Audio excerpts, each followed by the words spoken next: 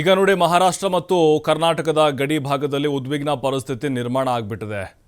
ಆ ಮರಾಠಿ ಕೆಲ ಪುಂಡ ಪೋಖರಿಗಳಿಂದ ನಮ್ಮ ಕನ್ನಡಿಗರಿಗೆ ಧಮಕಿ ಹಾಕ್ತಿದ್ದಾರೆ, ಬೆದರಿಕೆಗಳನ್ನು ಹಾಕ್ತಾ ಇದ್ದಾರೆ. ಕರ್ನಾಟಕ ಸಾರಿಗೆ ಬಸ್ಗಳಿಗೆ ಮಸಿ ಬಳಿದಿದ್ದಾರೆ, ಚಾಲಕರಿಗೆ ಧಮಕಿಯನ್ನು ಹಾಕಿದ್ದಾರೆ. ಈ ಪುಂಡರ ಪುಂಡಾಟ ಮತ್ತೆ ಮುಂದುವರೆದಿದೆ. ಇಷ್ಟು ಪಾಠ ಕಲಿಸಿದ್ರು ಕೂಡ ಮತ್ತೆ ಕಾಲು ಕೆದರಿ ಬಾಲ ಬಿಸ್ತಾನ ಇದ್ದಾರೆ. ಶಿವಸೇನೆಯ ಪುಂಡಾಟ ಮಿತಿ ಮೀರ್ತಾ ಇದೆ. ಮಹಾರಾಷ್ಟ್ರದಲ್ಲಿ ನಡು ರಸ್ತೆಯಲ್ಲಿ ಬಲವಂತವಾಗಿ ಬಸ್ ನಿಲ್ಲಿಸಿ ಗೂಂಡಾಗಿರಿಯನ್ನ ಮಾಡಿದ್ದಾರೆ. ಪುಣೆ ನಗರದ ಸ್ವಾರ್ ಗೇಟ್ ಬಳಿ ರಾಜ್ಯದ ಬಸ್ ತಡೆದು ರೌಡಿಸಂ ಮಾಡಿದ್ದಾರೆ. ರೌಡಿಗಳು ಬಸ್ನ ಕನ್ನಡ ಬೋರ್ಡ್ ಒಡೆದು ಹಾಕಿ ಡ್ರೈವರ್ ಮೇಲೆ ದರ್ಪ ತೋರಿದ್ದಾರೆ. ಠಾಕ್ರೆ ಬಣದ ಶಿವಸೇನೆ ಪುಂಡರ ಆಟಾಟೋಪ ಹೆಚ್ಚಾಗ್ತಾ ಇದೆ. ಕರ್ನಾಟಕ ಸಾರಿಗೆ ಬಸ್ಗಳಿಗೆ ಮಸಿ ಬಳಿದು ಚಾಲಕರಿಗೆ ಧಮಕಿ ಹಾಕಿದ್ದಾರೆ. ಈ ಶಿವಸೇನೆಯ ಪುಂಡರು ಅಲ್ಲ, ಯಾಕೆ ಅಮಾಯಕ ಚಾಲಕರಿಗೆ ನಿರ್ವಾಹಕರಿಗೆ ತೊಂದರೆ ಕೊಡ್ತಾ ಇದ್ದಾರೆ, ಕಿರುಕುಳ ಕೊಡ್ತಾ ಇದ್ದಾರೆ? ಆಯಿತು, ಆರಂಭದಲ್ಲೇ ಆಯಿತು. ನಮ್ಮವರು ಕೂಡ ನಿಮಗೆ ಬುದ್ಧಿ ಕಲಿಸಿದ್ದಾರೆ. ನೀವು ಕೂಡ ಅದಕ್ಕೆ ನಮ್ಮ ಕನ್ನಡಿಗರ ಮೇಲೆ ದೌರ್ಜನ್ಯವನ್ನು ಮಾಡಿದ್ದೀರಿ, ನೋಡ್ತಾ ಇದ್ದೀವಿ. ರಾಜಾರೋಷವಾಗಿ ನೋಡಿ, ಒಳಗಡೆ ಇರುವಂಥ ಪ್ರಯಾಣಿಕರಿಗೆ ಭಯ, ಎಲ್ಲಿ ಗ್ಲಾಸ್ ಹೊಡಿತಾರೋ, ದಾಳಿ ಮಾಡಿಬಿಡ್ತಾರೋ ಅಂತೇಳಿ. ಎಲ್ಲೆಲ್ಲಿ ಕನ್ನಡ ಬೋರ್ಡ್ ಕಾಣಿಸ್ತಾ ಇದ್ದಾವೋ ನೋಡಿ, ಸಿಂದಗಿ ರೂಟ್ ಬಸ್ ಅದು ಎಲ್ಲ ನೋಡಿ. ಮುಂಬೈ, ಪುಣೆ, ಸೊಲ್ಲಾಪುರ, ವಿಜಯಪುರ, ಮುದ್ದೇಬಿಹಾಳ, ಹುನಗುಂದ, ಇಳಕಲ್ ಆ ಬಸ್ಗೆ ಮಸಿ ಬಳಿತಾ ಇದ್ದಾರೆ.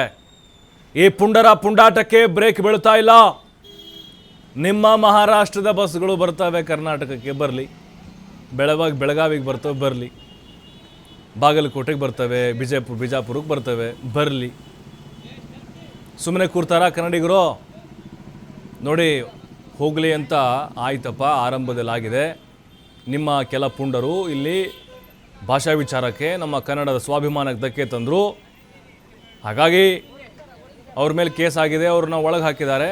ಕಂಡಕ್ಟ್ರು ಅಲ್ಲಿ ಟ್ರೀಟ್ಮೆಂಟ್ ತೆಗೆದುಕೊಳ್ತಾ ಇದ್ದಾರೆ. ಮುಗಿದೋಯ್ತಲ್ವಾ? ಮುಂದುವರಿಸ್ತಾ ಇರೋದಾರು ನೀವು. ಅಲ್ಲಿ ಕಂಡಕ್ಟ್ರು ಮತ್ತು ಡ್ರೈವರು ಅವರು ಭಯದಲ್ಲೇ ಈಗ ಓಡಾಡುವಂಥ ಪರಿಸ್ಥಿತಿ ನಿರ್ಮಾಣ ಆಗಿಬಿಟ್ಟಿದೆ. ಒಡೆದು ಹಾಕಿದ್ದಾರೆ ನೋಡಿ, ಬೋರ್ಡ್ ಒಡೆದು ಹಾಕಿದ್ದಾರೆ. ಹಲ್ಲೆ ಮಾಡುವಂಥ ಪ್ರಯತ್ನಗಳು ನೋಡಿ, ಆವಾಜ್ ಆಗ್ತಿದ್ದಾನೆ. ಅವನು ರೌಡಿ ಶಿವಸೇನೆ ಪುಂಡ ಆವಾಜ್ ಆಗ್ತಾ ಇದ್ದಾನೆ ನೋಡಿ. ಇವೆಲ್ಲ ನೋಡಿಕೊಂಡು ಕನ್ನಡಿಗರ ರಕ್ತ ಕುದಿಯೋದಿಲ್ವೇನ್ರಿ? ನಾವೇನು ಮಾಡಿದ್ವಿ?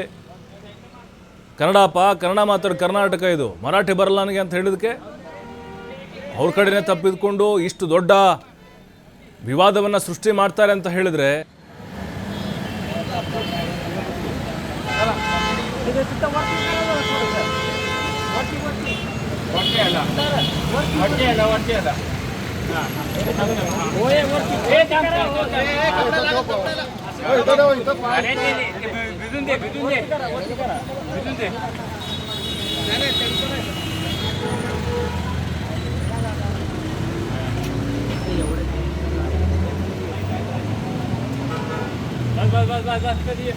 आम्हाला तुम्हाला कुठल्याही गोष्टीचा त्रास द्यायचा नाही.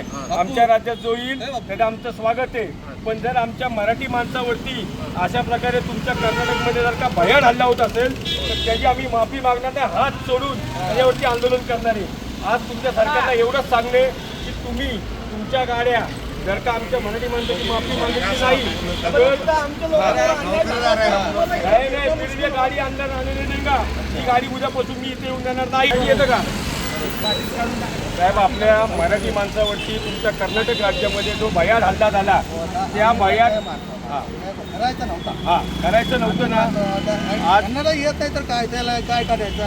आम्ही तुम्हाला त्रास, आम्हाला तुम्हाला त्रास द्यायचा नाहीये. पण आम्हाला प्रत्येकाचा जो आमच्या राज्यातील आम्ही त्याचं स्वागत करू. पण असं आमच्या मराठी माणसावर, आमच्या मराठी माणसावर जर नाही, आमच्या मराठी माणसावर जर हल्ला झाला तर आम्ही कदापि गप्प बसणार नाही.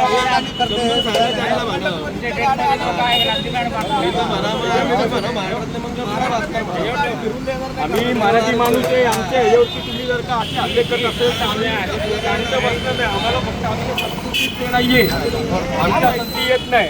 आमचं तुम्हाला म्हणायचं एक आहे, आज आम्हाला तुम्हाला कुठल्याही गोष्टीचा त्रास द्यायचा नाही. आमच्या राज्यात जो येईल त्याचं आमचं स्वागत आहे.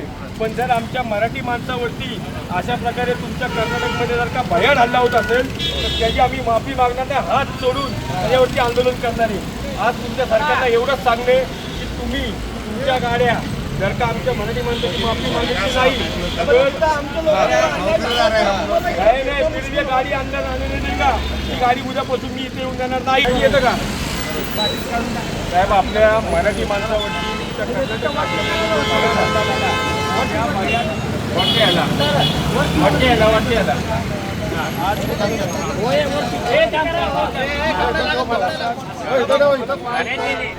ನೋಡಿ, ನಮಗಂತೂ ಆ ಭಾಷೆ ಅರ್ಥ ಆಗಿಲ್ಲ. ಬಟ್ ಅವನು ಏನು ಹೇಳ್ತಿದ್ದಾನೆ ಅನ್ನೋದು ಹಾವಭಾವದ ಮೂಲಕ ಗೊತ್ತಾಗುತ್ತೆ. ಆವಾಜ್ ಹಾಕ್ತಾ ಇದ್ದಾನೆ, ಧಮ್ಕಿ ಹಾಕ್ತಾ ಇದ್ದಾನೆ. ನೋಡಿ, ಈಗ ಇಷ್ಟು ಬಳದಿದ್ದೀವಿ ಮಸ್ಸಿನ, ಮುಂದಿನ ದಿನಗಳಲ್ಲಿ ಇಡೀ ಬಸ್ಗೆ ಬಳಿತೀವಿ, ಹೊಡೆದಾಕ್ತೀವಿ, ಈ ರೀತಿ ಎಚ್ಚರಿಕೆಗಳನ್ನು ಕೊಡ್ತಾ ಇದ್ದಾರೆ. ಅಂತಹ ಪುಂಡ ಪೋಖರಿಗಳ ಎಚ್ಚರಿಕೆಗಳಿಗೆ ಕನ್ನಡಿಗರು ಬಗ್ಗೋದಿಲ್ಲ, ಜಗ್ಗೋದಿಲ್ಲ. ನೋಡಿ, ಮರಾಠಿ ಭಾಷೆಯನ್ನ ಕಲಿದೇ ಇದ್ರೆ, ನೋಡಿ ಮರಾಠಿ ಭಾಷೆಯನ್ನ ಕಲ್ತ್ಕೊಳ್ಬೇಕಂತೆ, ಇಲ್ಲದೆ ಇದ್ರೆ ಇದೇ ರೀತಿಯಾಗಿ ನಿಮ್ಮನ್ನು ಹೊಡೆದಾಕ್ತೀವಿ, ಬಸ್ಸಿಗಾದ ಪರಿಸ್ಥಿತಿ ನಿಮಗೂ ಆಗುತ್ತೆ ಅಂತ ಎಚ್ಚರಿಕೆಯನ್ನು ಕೊಡ್ತಾ ಇದ್ದಾನಂತವನು. ನೋಡಿ, ಭಾಷಾ ಹೇರಿಕೆ ಅಂದರೆ ಮರಾಠಿ ನಾವು ಕಲಿಬೇಕಂತೆ. ಆಯಿತು, ಅಲ್ಲಿ ಚಾಲಕರು, ನಿರ್ವಾಹಕರು ಅಲ್ಲಿ ನಮ್ಮ ಸೇವೆಯನ್ನು ಕೊಡಬೇಕು, ಅವ್ರಿಗೆ ಸಾಮಾನ್ಯ ಒಂದು ಭಾಷೆ ಜ್ಞಾನ ಇದ್ದೇ ಇರುತ್ತೆ. ಅವನು ಅಲ್ಲಿ ಮಹಾರಾಷ್ಟ್ರದವನು ಇಲ್ಲಿ ಸೇವೆ ಕೊಡ್ತಿದ್ದಾನೆ ಅಂದರೆ ಅವನು ಕನ್ನಡ ಕೂಡ ಸಹಜವಾಗಿ ಬಂದೇ ಬರುತ್ತೆ. ಆದರೆ ಪ್ರತಿಯೊಬ್ಬರು ಅದರಲ್ಲೂ ಮರಾಠಿ ಕಲಿಬೇಕು ಕರ್ನಾಟಕದಲ್ಲಿ ಇದ್ಕೊಂಡು ಅಂತ ಅವನು ಹೇಳೋದಿದೆಯಲ್ವಾ, ಖಂಡಿತವಾಗ್ಲೂ ಅದನ್ನು ನಾವು ಖಂಡಿಸ್ತೇವೆ. ಸಾಧ್ಯನೇ ಇಲ್ಲ ಅದು. ಅವನು ಬೇಕಾದರೆ ಕನ್ನಡ ಕಲೀಲಿ, ಇಲ್ಲಿರುವಂತಹ ಆ ಮಹಾರಾಷ್ಟ್ರದವರು ಅಥವಾ ಕೆಲ ಮರಾಠಿ ಪುಂಡರೇನಿದ್ದಾರೆ ಅವರು ಬೇಕಾದರೆ ಕನ್ನಡವನ್ನು ಕಲೀಲಿ. ಹಾಗಾಗಿನೇ ಈಗ ಅಲ್ಲಿ ಸಹಜವಾಗಿ ಅಸಹಾಯಕರಾಗಬೇಕಾಗತ್ತೆ ನಿರ್ವಾಹಕರು ಮತ್ತು ಡ್ರೈವರು. ಪರಿಸ್ಥಿತಿ ಏನು ಮಾಡೋಕ್ಕಾಗಲ್ಲ, ಅವ್ರ ಪ್ರದೇಶ ಅದು, ಅವರು ದಾಳಿ ಮಾಡಬಹುದು, ಹೊಡಿಬೋದು. ಹಾಗಾಗಿ ಇವ್ರಿಗೆ ಜೀವ ಭಯ ಇದ್ದೇ ಇರುತ್ತೆ. ಅವರೆಲ್ಲ ಓಕೆ ಅಂತ ಬಂದಿದ್ದಾರೆ. ಆದರೆ ಈಗ ಇದಕ್ಕೆ ಪ್ರತ್ಯುತ್ತರವನ್ನು ಕೊಡಲಿಕ್ಕೆ ಕನ್ನಡಿಗರು ಕೂಡ ರೆಡಿಯಾಗಿದ್ದಾರೆ. ಆವಾಜ್ ಹಾಕ್ತಾ ಇದ್ದಾರೆ, ಮರಾಠಿ ಭಾಷೆನ ಮಾತಾಡಬೇಕು, ಕಲ್ತ್ಕೊಂಡು ಬರಬೇಕು ನೀನು ಅಂತ. ನೋಡಿ, ಈ ರೀತಿಯಾದಂತಹ ಒಂದು ಬಲವಂತದ ಹೇರಿಕೆ ಇದೆ ಅಲ್ವಾ, ಇದು ಕನ್ನಡಿಗರ ಕೆಂಗಣಿಗೆ ಗುರಿಯಾಗ್ತಾ ಇದೆ. ಯಾಕಂತ ಹೇಳಿದ್ರೆ ಈ ಮಹಾರಾಷ್ಟ್ರದ ಪುಂಡರ ಆಟಾಟೋಪುಗಳು ದಿನ ದಿನವೂ ಕೂಡ ಇದು ಜಾಸ್ತಿ ಆಗ್ತಾ ಇದೆ. ಪ್ರತಿಭಟನೆ ಮಾಡಲಿ ಅವನು ಬೇಡ ಅಂತ ಹೇಳೋದಿಲ್ಲ, ಮಸಿ ಬಳಿತನ ಬಳಿಲಿ, ಆದರೆ ಮರಾಠಿ ನೀನು ಕಲಿಬೇಕು ಕಡ್ಡಾಯ ಅಂತ ಹೇಳಿದ್ರೆ ರೀ, ನಮ್ಮ ಮಾತೃಭಾಷೆ ಕನ್ನಡ ರೀ, ಸಾಕು ನಮಗೆ. ಇಲ್ಲಿ ನಾವು ಬೇರೆ ನಮ್ಮ ವ್ಯಾವಹಾರಿಕವಾಗಿ ನಾವು ನಮ್ಮ ಅನುಕೂಲಕ್ಕೆ ತಕ್ಕ ಹಾಗೆ ಭಾಷೆಯನ್ನು ಕಲಿತೀವಿ. ಆದರೆ ಮರಾಠಿ ಕಲಿಬೇಕು, ಕಲಿದೇ ಇದ್ದರೆ ನಿಮ್ಗೆ ಹಾಗೆ ಮಾಡ್ತೀವಿ ಹೀಗೆ ಮಾಡ್ತೀವಿ ಅನ್ನುವಂಥದ್ದು ಇದೆಯಲ್ವಾ. ಈಗ ನೆಕ್ಸ್ಟು ಮರಾಠಿ ನಿಮ್ಮ ಡ್ರೈವರ್ ಕಂಡಕ್ಟರ್ ಬರ್ತಾರೆ, ನಮ್ಮ ಕನ್ನಡಿಗರು ಬಿಡ್ತಾರಾ, ಮತ್ತು ಅವಂಗೆ ಆವಾಜ್ ಹಾಕ್ತಾರೆ. ನಾವು ಪ್ರಚೋದನೆ ಕೊಡ್ತಾ ಇಲ್ಲ, ಇಲ್ಲಿ ಆಗೋದನ್ನು ಹೇಳ್ತಾ ಇದ್ದೀವಿ ಅಷ್ಟೇ. ಹಾಗಾಗಿ ನೀವು ಯಾವ ದಾರಿಯಲ್ಲಿ ಬರ್ತೀರೋ ಅದೇ ದಾರಿಯಲ್ಲಿ ಕನ್ನಡಿಗರು ನಿಮಗೆ ಪಾಠ ಕಲಿಸ್ತಾರೆ.